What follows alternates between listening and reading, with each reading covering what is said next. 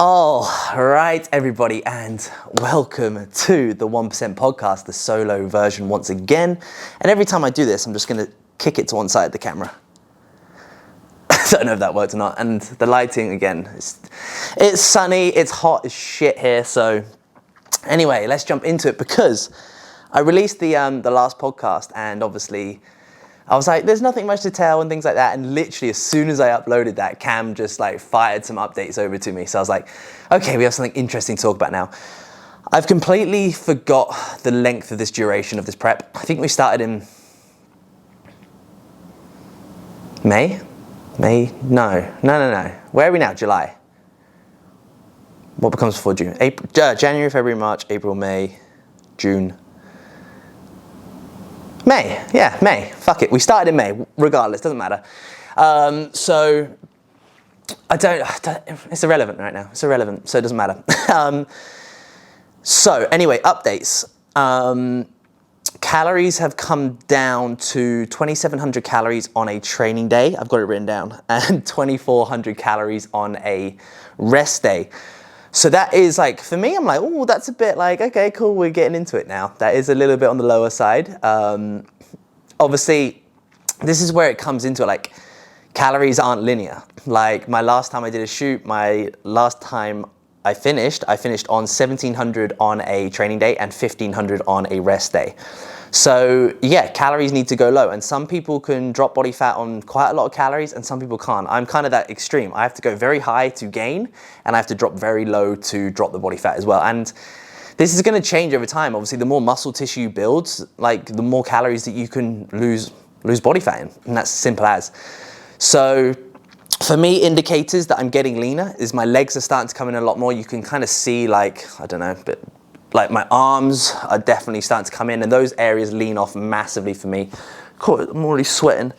Those areas lean off pretty quickly for me. Even just my face, like when I get a haircut, I notice things, my face is a bit narrower, and Raluca's kind of commented on stuff as well. She's like, oh, you look leaner and things like that. So I'm definitely getting leaner. Obviously my midsection and my chest is just those areas where I store it, but I'm even starting now to see kind of some ab definition come through at like in the morning and things like that. So we're definitely getting there. And then we go on to cardio. So cardio is now 40 minutes every single day.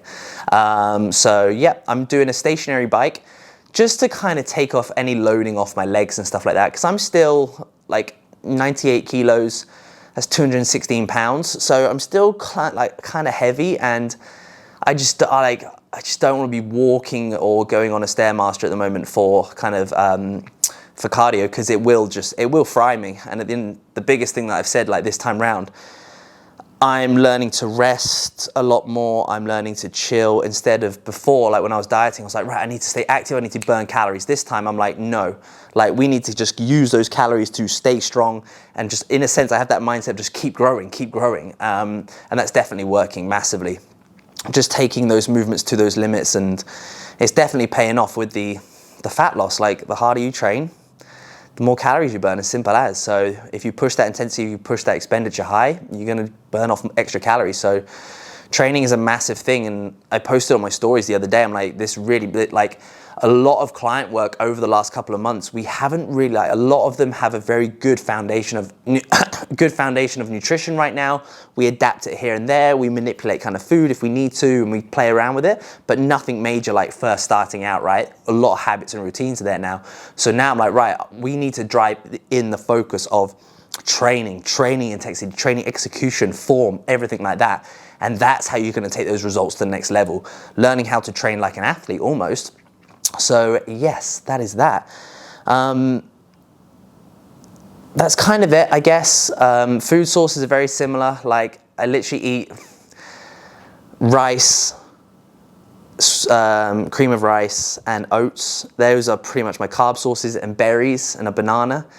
Whey protein, chicken, lean mincemeat and eggs are my protein sources. Fats are dark chocolate and eggs and peanut butter. That's literally it.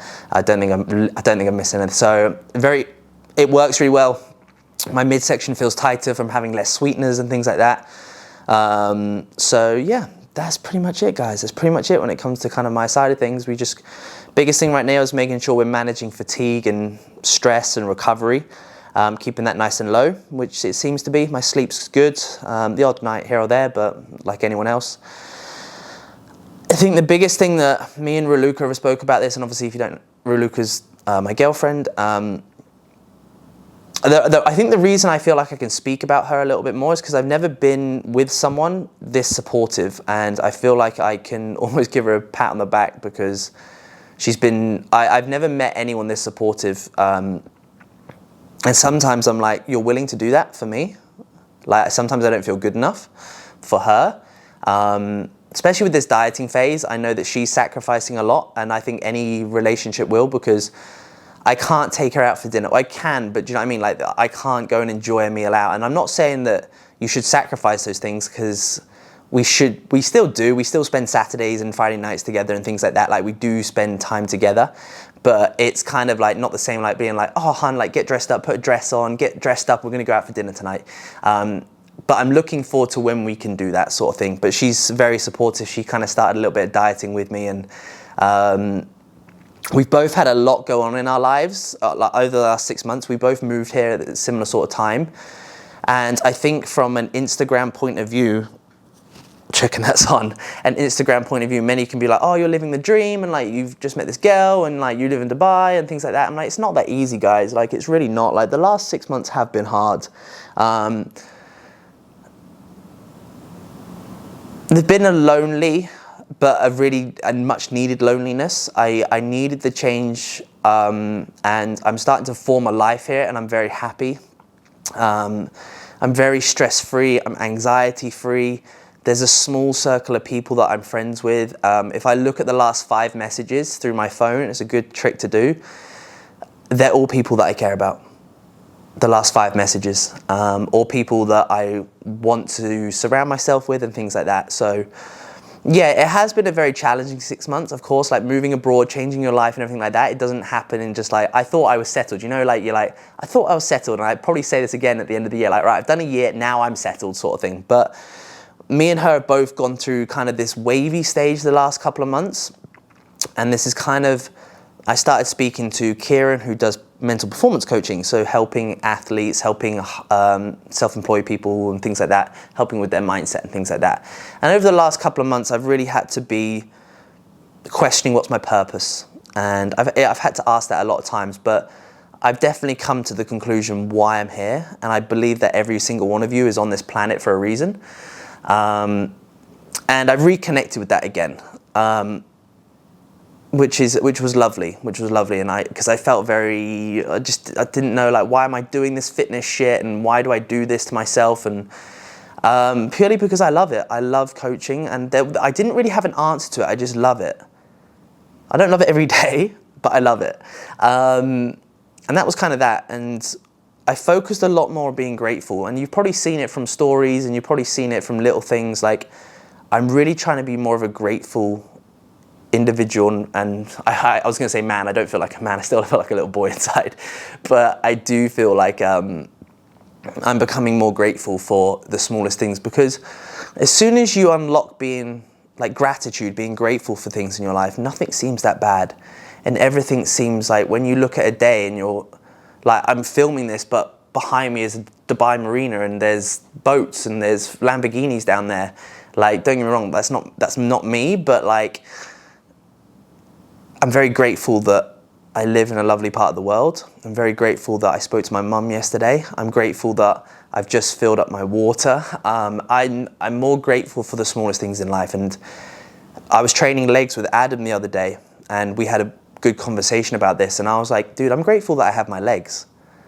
Because earlier on that day, I saw someone training who didn't have any legs. And I was like, just stop and think for a second, like, fuck me, like, things can be taken away from you very quickly, and I'm just grateful for the smallest things. I'm grateful that I have my health. I'm grateful for everything, because a few of you might know, like, a couple of my family, well, yeah, I don't need to name them, but a couple of my family members very close, both got diagnosed with cancer, and I was like, I think one of those things was like, it won't happen to me and it won't happen to our family, and it did. And I was like, and things like that really hit home. They really hit home. Life can seem very smooth sailing and something's taken away from you very quickly. And I think the pandemic and things like that has proven that. How many of us love it right now just to go outside and sit and catch up with our friends and sit outside and socialize, go for coffee and sit indoors.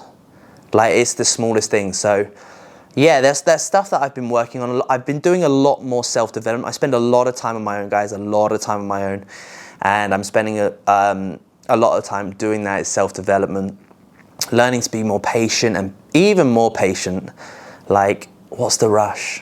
Don't there's a really good book I want everyone to audiobook or to read, is The One Thing. And it means every day you just achieve one thing. And by that, it lives by the thing that I believe on, the 1% every day. So sometimes when you've got, like, I've got to do this and this and this today, I'm like, you don't. You just need to think of one thing that you need to achieve today. And then the next day, one thing that you need to achieve that day.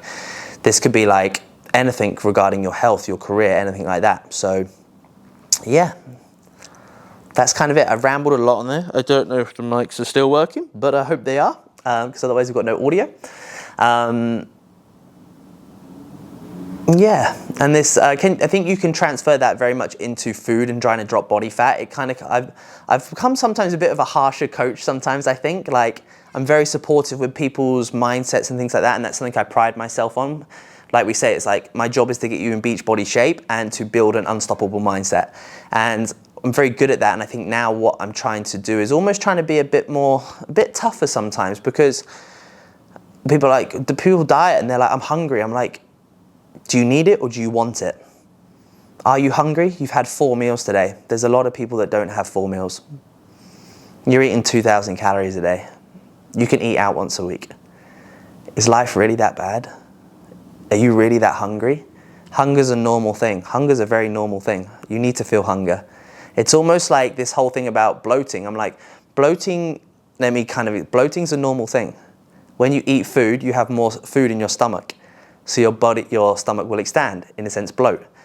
When I talk about bloating, like, do you feel bloated? Most of the time I refer that to, is there pain or is there kind of things like that? Now that's bloating where there's an aggravation to the stomach. But normal bloating, if you go to the end of the day and you've got a bigger tummy, that's normal. You've got food and you've got water in you. Be grateful for that. So yeah, that's kind of my approach and things like that. So yeah, guys, I hope this, I think it's like, it didn't ramble too much, but that's the updates to training and things like that. Training program hasn't changed at all. We're still running the same training program. I've ran this training program now for 6 months. So if you think you need to change your training program, probably don't. Just run it for longer and get better at the movements, because there's only so many movements you can do for your shoulders, your legs, your biceps. So don't try and look for the magic training program formula, because it's not there. Anyway, guys, I'll keep you posted. Thank you for just listening to me just ramble for don't know how long, but I'll speak to you soon. Have an incredible one and just be grateful for the little things.